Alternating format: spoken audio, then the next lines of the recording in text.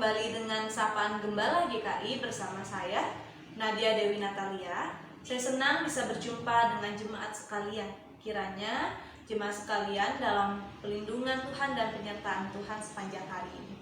Dan sebelum kita membaca dan merenungkan firman Tuhan, mari kita berdoa. Kami bersyukur Tuhan untuk penyertaan-Mu yang tak pernah berkesudahan dalam hidup kami. Tuhan selalu memberikan rahmat dan berkat-Nya terhadap kami. Ajarilah kami untuk selalu bersyukur Tuhan dan selalu berpegang pada firman Tuhan. Dan pada hari ini juga kami mau membaca dan merenungkan firman Tuhan. Kiranya kami bukan hanya membaca dan mendengarkan, tapi juga kami dapat melakukannya dalam kehidupan kami hari lepas hari. Kiranya Roh Kudus Tuhan membimbing kami melakukan setiap pekerjaan-pekerjaan baik bersama-sama dengan Tuhan. Dalam nama Tuhan Yesus Kristus kami berdoa. Amin. Pembacaan kita terambil dalam Kisah Para Rasul pasal 9 ayat 26 sampai 31. Setibanya di Yerusalem, Saulus mencoba menggabungkan diri kepada murid-murid, tetapi semua takut kepadanya, karena mereka tidak dapat percaya bahwa ia juga seorang murid.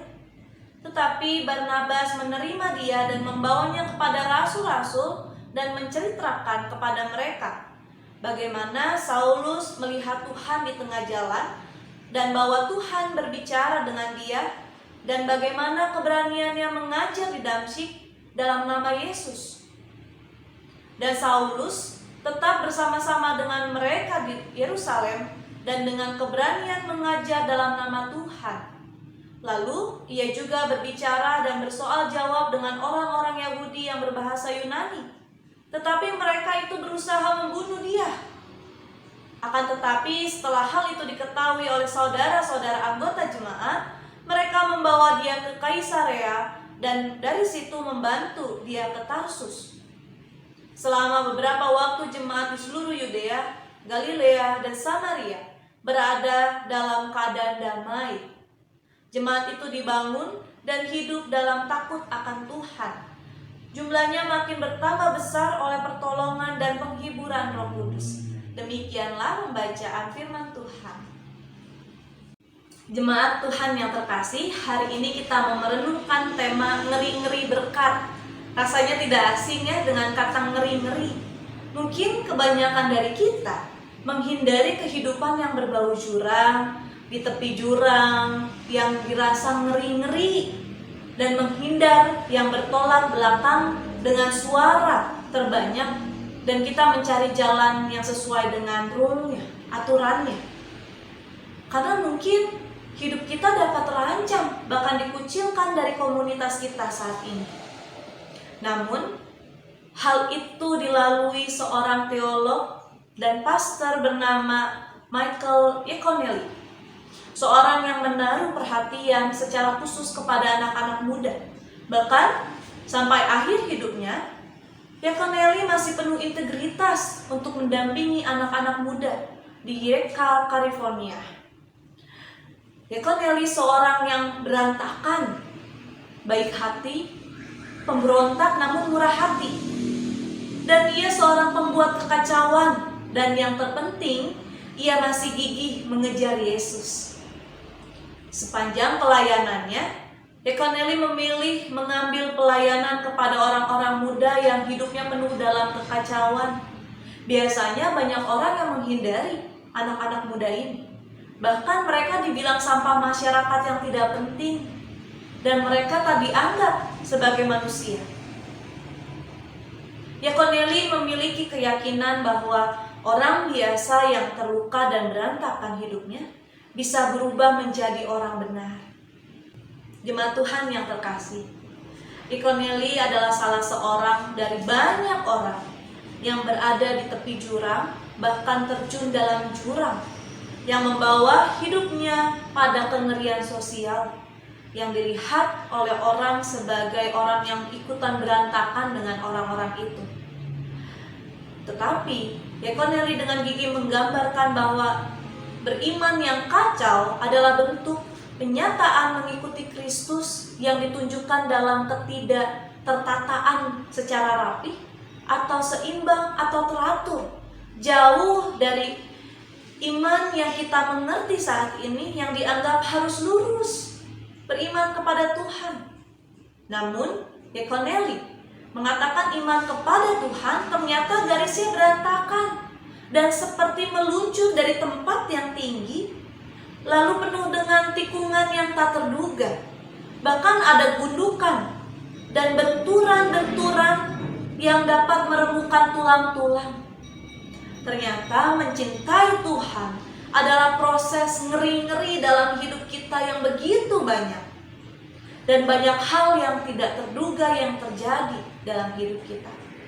Namun Tuhan selalu menyediakan dirinya, bahkan orang lain, untuk hadir menemani kita. Dalam kengerian-kengerian yang kita hadapi, Tuhan ada bersama-sama dengan kita. Dan seperti Barnabas yang Tuhan hadirkan, ia pun mengambil jalan yang bertentangan dengan orang lain karena berelasi dengan Saulus. Seorang yang baru saja bertobat, seorang yang tidak dipercayai oleh banyak orang, bahkan para rasul pun tidak mempercayai Saulus. Karena mereka tidak mempercayai pertobatan Saulus dengan sungguh-sungguh. Sementara dari pihak Yahudi, Saulus sudah dianggap sebagai pengkhianat. Di titik itulah Saulus benar-benar mengalami kesepian, tidak diterima, ditolak, tidak dimengerti, tidak memiliki teman. Dia tidak dipercayai oleh seluruh jemaat meskipun ia telah menceritakan, berbicara tentang Tuhan.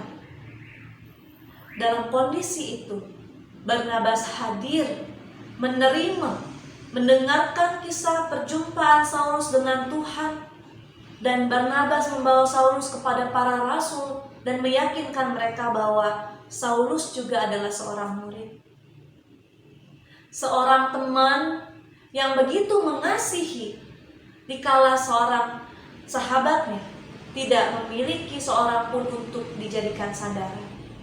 Jemaat Tuhan yang terkasih, Lukas mengartikan nama Barnabas sebagai anak penghiburan, yang menggambarkan peran Barnabas di kemudian hari yang tampil sebagai pribadi yang menyemangati dan memberikan penghiburan seperti terhadap Saulus. Ngeri-ngeri bukan jalan yang diambil Barnabas? Ia mengambil jalan jurang yang akan mengancam hidupnya jika bersama-sama dengan Saulus. Namun Barnabas tetap melakukannya meskipun hidupnya ngeri-ngeri, namun itu membawa berkat. Hasil Barnabas menaruh kasih dan kepercayaan kepada Saulus dapat kita lihat dari perubahan dan keberanian Saulus dalam mengajar baik di Damsyik maupun di Yerusalem dan di beberapa kota di kemudian.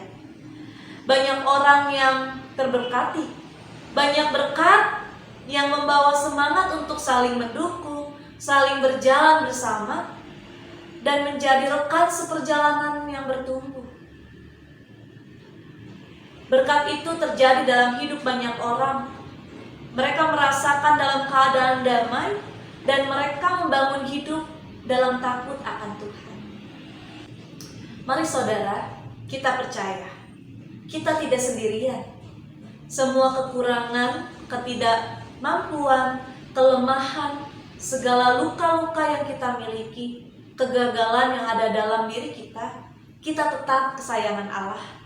Dia yang memanggil kita secara personal, dan Dia juga yang duduk, makan bersama, bermain, tertawa, menangis bersama dengan kita dari dulu sampai sekarang adalah orang yang sama yang tidak pernah berubah. Dialah Yesus Kristus yang memberikan kita kesempatan dan kepercayaan untuk tetap berani dan terus berjalan dalam kehidupan ini.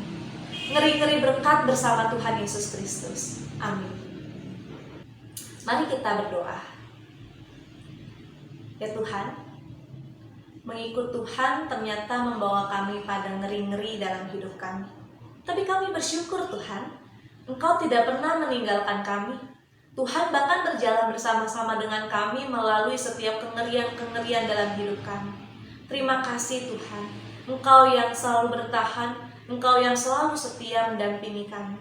Kiranya kami pun dapat setia dan selalu bersandar kepada Tuhan untuk menjadi berkat dan untuk tetap semangat dan berjuang dalam melewati hari-hari ke depan. Terima kasih Tuhan untuk penyertaan. Di dalam nama Tuhan Yesus Kristus kami berdoa. Amin.